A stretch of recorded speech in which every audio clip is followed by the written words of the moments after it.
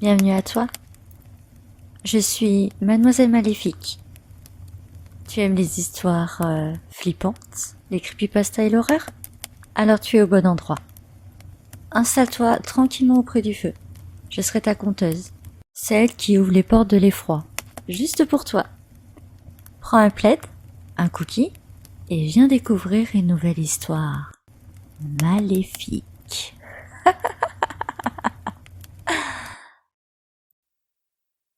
Raphaël était penché au-dessus de sa casserole. Il humait avec délectation les effluves qui s'en échappaient. Il observa longuement le balai des petites bulles à la surface de son potage, et cela lui remonta des souvenirs d'enfance, des rares fois où il passait ses vacances auprès de sa grand-mère. Il abaissa le feu et déposa le couvercle pour laisser mijoter doucement son prochain festin. Il était impensable qu'il puisse le gâcher par manque de patience. Et de la patience, ça, il n'en manquait pas. Il lui avait fallu près de 12 ans pour trouver la recette incroyable qu'il allait s'apprêter à déguster. Les bonnes épices, le grammage exact de la viande, le temps de cuisson ainsi que son degré idéal.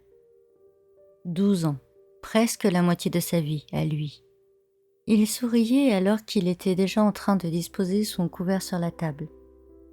Si la recette était réussie comme il l'espérait, il la servirait à ses invités la semaine prochaine. Raphaël était ce qu'on appelle un hôte parfait. Bien intégré dans la vie, une bonne place de chef étoilé dans le restaurant le plus cher de la région, un petit groupe d'amis fidèles, reconnu comme l'un des meilleurs voisins du quartier. Oui, il avait tout pour lui, sauf qu'il avait un petit secret. Il était temps à présent d'éteindre le feu.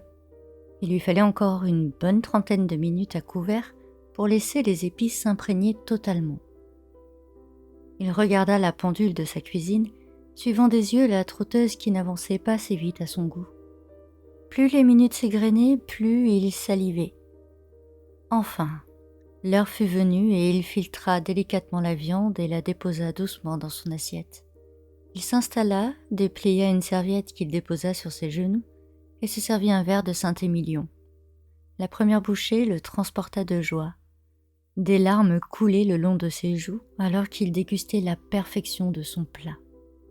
Quand l'assiette fut terminée, il se pencha sur son petit carnet noir et il indiqua les changements qu'il devait donner à son ancienne recette.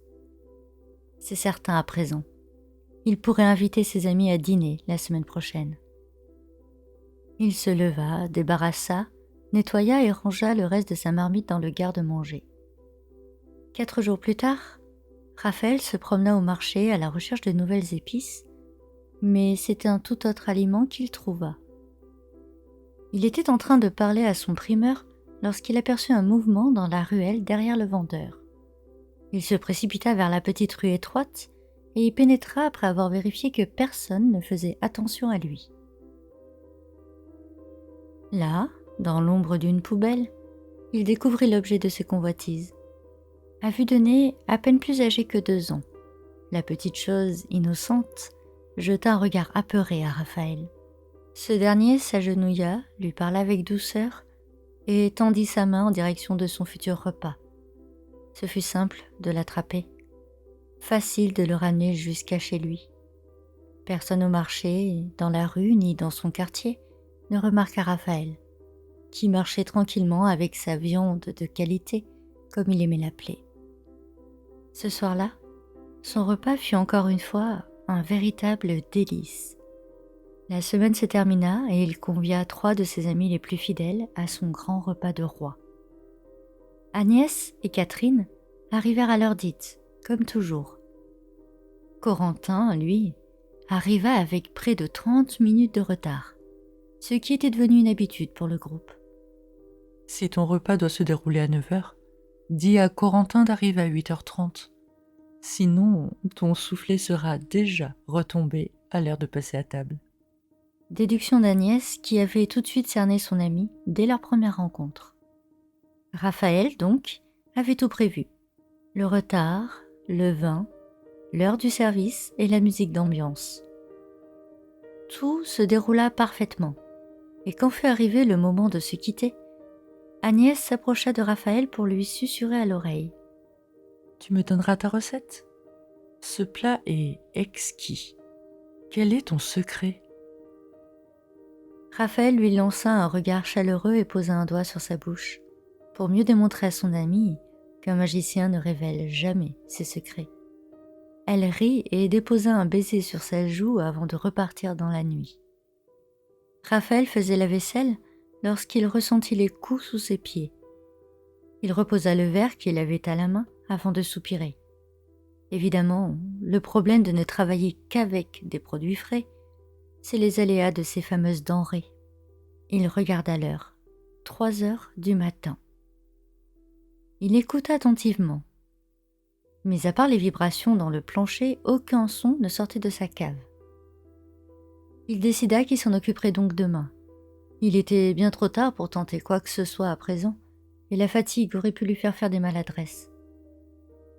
Il était impensable de perdre sa viande d'une manière aussi stupide. Le lendemain donc, à peine le soleil levé, il ouvrit la trappe qui était devant ses fourneaux. Avant de plonger dans l'obscurité, il déclencha une petite ampoule à l'aide d'une chaînette. La lumière crue lui attaqua les yeux, et il s'engouffra dans la cave à l'aide d'une petite échelle à moitié rongée par le temps. Lorsqu'il arriva devant la première cage, il regarda sa viande. Ici, il faisait frais, presque autant que dans un réfrigérateur, et elle n'était pas prête de se gâter. Il renifla tout de même et se rassura. Pas d'odeur de mort ou de putréfaction. Il se déplaça vers la seconde cage. C'est là qu'il avait ressenti les vibrations la veille. La viande le regardait d'un regard noir, plus enragé qu'effrayé. Sa viande tenta de se lever d'un bond, mais la chaîne entrava ses mouvements et la viande tomba lourdement sur le sol. C'était donc ça. Lorsque la chaîne se tendait, il faisait vibrer tout l'ensemble de la cave. Cette viande était robuste et jeune, mais trop nerveuse. Raphaël en déduit donc qu'elle ne serait pas assez tendre pour son prochain repas. Sans un mot, il releva sa chemise et en sortit une arme agrémentée d'un silencieux. Une balle en plein cœur, et sa viande si alléchante quelques minutes avant devint carne. Il savait que ça l'obligerait à partir en forêt ce soir. Mais ce n'est pas la première fois qu'il se trompait sur la qualité de ses ingrédients. La journée passa sans qu'il ne se trahisse. Il travaillait comme à son habitude dans son grand restaurant, innovant la carte pour le plus grand plaisir du gérant. Il présenta même son nouveau plat à son patron, le condamnable, un nouveau ragoût de viande à faire damner les seins. Une seule condition pour que cela soit sur la carte, c'est que Raphaël serait le seul à le cuisiner et à s'occuper de la viande. Son patron n'était pas d'accord. Ils avaient leur fournisseur habituel. Il voulait pouvoir vérifier la qualité et il voulait que les prix soient raisonnables. Devant cet argumentaire, Raphaël ouvrit une boîte qui contenait les restes de la veille et offrit une fourchette à son supérieur. Une bouchée suffit pour que le vieil homme accepte le deal. Oui, Raphaël avait carte blanche sur la provenance, la qualité, la conception et la cuisson de ce plat. Restait cependant à indiquer ce qu'était réellement la viande. Il sourit. Il expliqua à son patron qu'il n'avait qu'à inscrire « Viande d'origine France, agriculture biologique ». Et ces derniers mots finirent de convaincre le restaurateur. 2 heures du matin et Raphaël tenait dans ses mains la viande qu'il avait hachée le matin même. Un trou assez grand pour une viande de bonne qualité. Il en aurait presque des hauts le cœur de gâcher ça ainsi. Mais il ne voulait tout de même pas la laisser directement sur le sol de la forêt.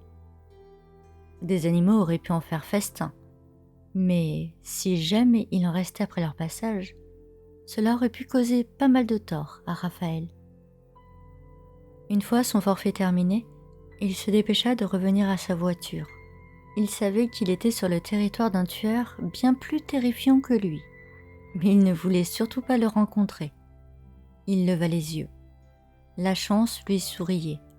La lune en était à son dernier quart, il y avait donc peu de chances que son frère se balade ici. Lorsqu'il rentra chez lui, il redescendit au sous-sol et s'enquit de la qualité de ses dernières viandes. Dans la première cage, rien n'avait changé, toujours assoupi par la tonne de sédatifs que Raphaël avait administré. La seconde cage était à présent vide.